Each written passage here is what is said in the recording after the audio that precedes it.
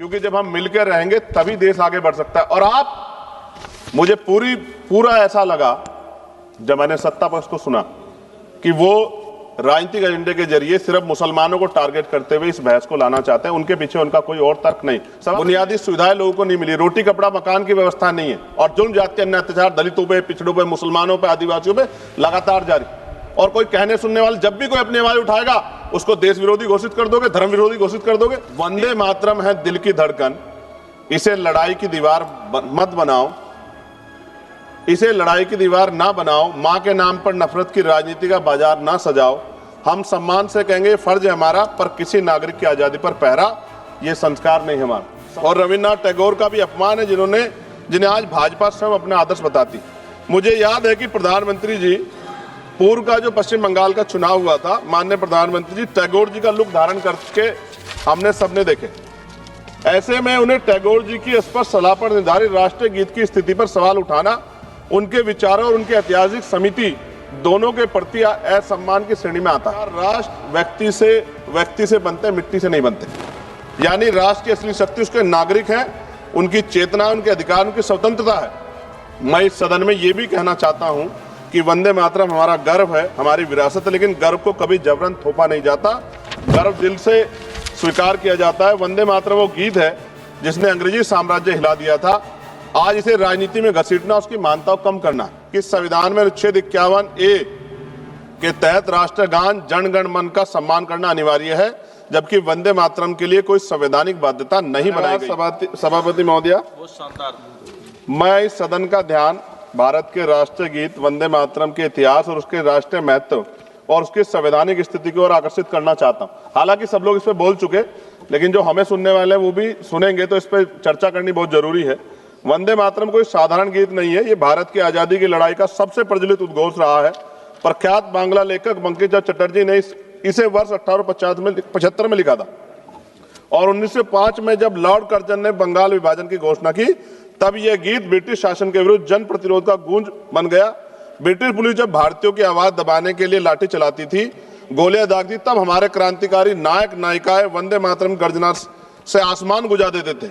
अनेकों वीरों ने फांसी के तख्ते पर चढ़ते हुए गोलियों का सामना करते हुए अंतिम शब्द वंदे मातरम ही कहे थे। इतना ही नहीं, अंग्रेजों ने इस गीत से इतने भयभीत हुए कि उन्होंने इस पर प्रतिबंध लगा दिया।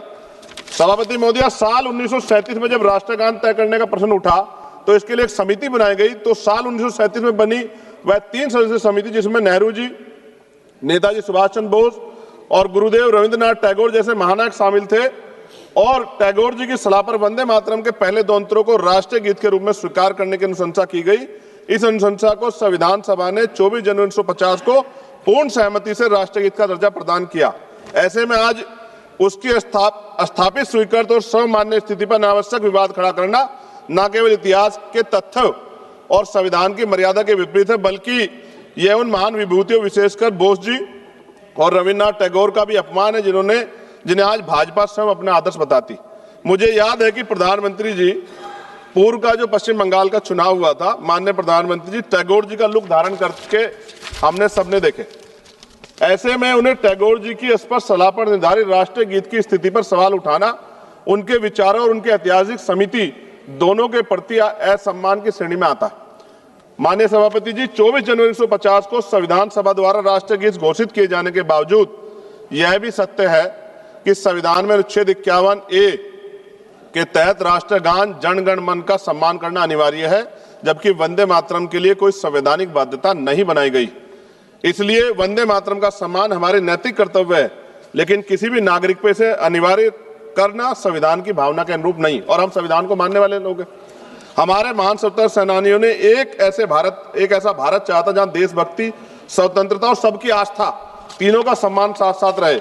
वंदे मातरम इस देश की आत्मा में बसता है, परंतु देशभक्ति को किसी एक नारे, एक गीत या एक प्रतीक तक सीमित करना भी उचित नहीं। हमारा भारत संविधान विविधता और स्वतंत्रता पर विश्वास करने वाला है। इसी संदर्भ में मैं संविधान निर्माता परम पूज्य डॉक्टर बाबा साहब अम्बेडकर की एक अमर पंक्ति कोट करना चाहता हूं, जिसमें उन्होंने कहा, राष्ट्र व्यक्ति से बनते हैं, मिट्टी से नहीं बनते। यानी राष्ट्र की असली शक्ति उसके नागरिक हैं, उनकी चेतना, उनके अधिकार, उनकी स्वतंत्रता है। मैं इस सदन में ये भी कहना चाहता हूं कि वंदे मातरम हमारा गर्व है, हमारी विरासत है, लेकिन गर्व को कभी जबरन थोपा नहीं जाता, गर्व दिल से स्वीकार किया जाता है। वंदे मातरम वो गीत है जिसने अंग्रेजी साम्राज्य हिला दिया था, आज इसे राजनीति में घसीटना, उसकी मान्यता को कम करना। वंदे मातरम हमें जोड़ता है, तोड़ने की पहचान भी बताता है। जब इसे हथियार बनाए और उनकी नीयत देश नहीं सिर्फ आपकी अपनी राजनीति चमकाना हो। सभापति महोदया, आज भी अगर कहीं कोई आंदोलन होता, मैं एक अधिवक्ता हूं, उत्तराखंड के देहरादून में अधिवक्ता 29 दिन से कड़क ठंड में बैठे हैं, इसी गाने को, इसी राष्ट्रगीत को गुनगुनाते हुए आंदोलन कर रहे हैं कि हमें सरकारी चैम्बर सरकार उत्तराखंड की दे। मैं बात आपको इसलिए कह रहा हूं, हमने किसान आंदोलन देखे, पहलवान बेटियों का आंदोलन देखा, अध्यापकों का आंदोलन देखा, युवाओं का आंदोलन देखा, लेकिन मैं ये भी मानता हूं कि सत्ता इस पर राजनीति कर रही है। और अंत में सभापति महोदया, वंदे मातरम है दिल की धड़कन, इसे लड़ाई की दीवार मत बनाओ, इसे लड़ाई की दीवार ना बनाओ, मां के नाम पर नफरत की राजनीति का बाजार ना सजाओ। हम सम्मान से कहेंगे फर्ज है हमारा, पर किसी नागरिक की आजादी पर पहरा ये संस्कार नहीं हमारा। सभापति जी, इतिहास पे बात होगी, जो आज नहीं है उन पे बात होगी, लेकिन वर्तमान पे भी तो बात होनी चाहिए ना।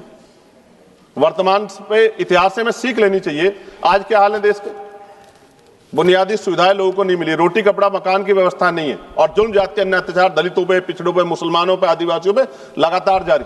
और कोई कहने सुनने वाले जब भी कोई अपनी आवाज उठाएगा उसको देश विरोधी घोषित कर दोगे, धर्म विरोधी घोषित कर दोगे। इस प्रथा से क्या देश आगे बढ़ सकता है? एक ऐतिहासिक प्रमाण बता रहा हूं जी, खत्म करते हुए ऐतिहासिक प्रमाण बता रहा हूं। राम प्रसाद मिसमिल जी ने आजादी की लड़ाई के लिए हिंदुस्तान रिपब्लिकन एसोसिएशन बनाया चारे, लेकिन जब उन्हें लगा कि एक धर्म के लोग या एक जाति के लोग या एक क्षेत्र के लोग आजादी की लड़ाई को नहीं लड़ सकते, तो 1928 में शहीद आजम सरदार भगत सिंह जी ने उसमें सोशलिस्ट वर्ड जोड़ा। हिंदुस्तान सोशलिस्ट रिपब्लिकन एसोसिएशन क्यों बनाया? क्योंकि जब हम मिलकर रहेंगे तभी देश आगे बढ़ सकता है। और आप, मुझे पूरा ऐसा लगा जब मैंने सत्ता पक्ष को सुना कि वो राजनीतिक एजेंडे के जरिए सिर्फ मुसलमानों को टारगेट करते हुए इस बहस को लाना चाहते हैं, उनके पीछे उनका कोई और तर्क नहीं। सभापति जी, खत्म करते हुए मैं ये कह रहा हूं, आज का नौजवान अपना हक मांग रहा है, आज की बेटियां उड़ान चाहती हैं, उनके लिए सरकार पे क्यों योजना नहीं? बस इसी एजेंडे में फंसा के लगातार वो देश के नौजवानों को चलना चाहते हैं। ये ज्यादा दिन चलेगा नहीं। मैं आपके माध्यम सरकार से कहना चाहता हूं कि बुनियादी मुद्दों पर चर्चा करें, बेरोजगारी पर चर्चा करें, महंगाई पर चर्चा करें, महिला सुरक्षा पे, सम्मान पे, उनके सशक्तिकरण पे चर्चा करें, और देश की तरक्की पे मिलकर कैसे आगे बढ़े इस पे चर्चा करें। बहुत बहुत धन्यवाद। जय भीम, जय भारत, जय संविधान, जय मंडल, जय जोहार। धन्यवाद सभापति महोदय। माननीय सदस्य श्री हनुमान बेनीवाल जी।